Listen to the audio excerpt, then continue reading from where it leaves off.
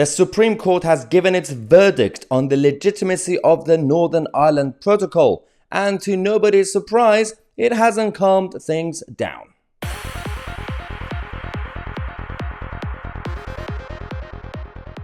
Hello everybody, welcome to the channel that challenges the mainstream media and the political establishment, from the left-wing nutters to the globalist elite.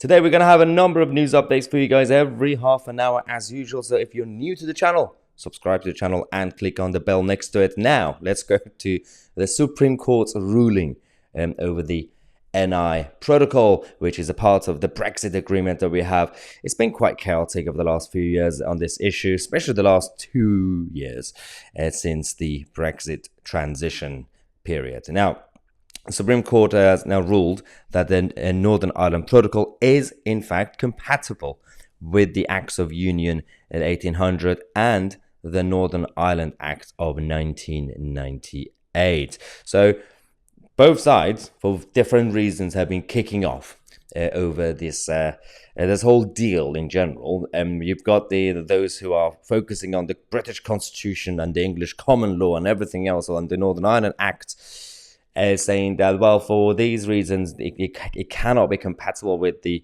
British Constitution, all that usual stuff. And of course, you've got the Republicans in Northern Ireland having their own agenda, and nobody's happy as usual. So this ruling argued that the protocol breached. Well, the claim for this case argued that the protocol breached Article 5 of the Acts of Union 1880. Which states that Great Britain and Ireland shall be on the same footing in respect of trade.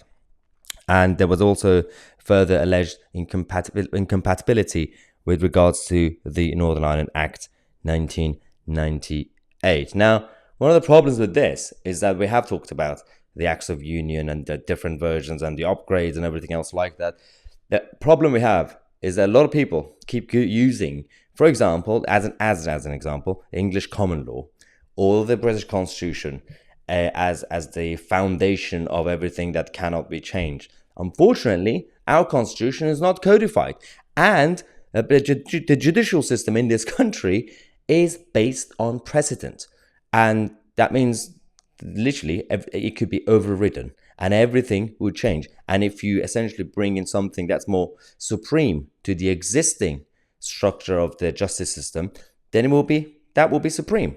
Whether you like it or not, that's how it works. Some people were trying to use this argument to say that technically the UK already left the EU on the date that we triggered the Article 50 or something like that. It's like, no, that's not how it works. I wish it was the case, but it's not. So people got a bit nerdy and legal niche, saying, well, technically we found the loophole, because it says in this sentence, in this section of English common law, for example, that the Supreme Court or the ECHR or this or that doesn't have supremacy. That's not how it works. If it was codified, then yes, you are right that logically that's what the sentence says. But that's not how the justice system, the judicial system works in this country. It's based on precedent, and it's based on things being overridden. Whether it's right or wrong, that's for a whole different day, but it is the case. We're going to have so many other updates for you guys, including the Socialist MP, Jared O'Mara, who's been found guilty, as well as the latest on the UK-EU relationship and our incompetent government and the latest chaos with the reshuffle. Subscribe to the channel. I'm Mahyar, Tousi, and we are the media.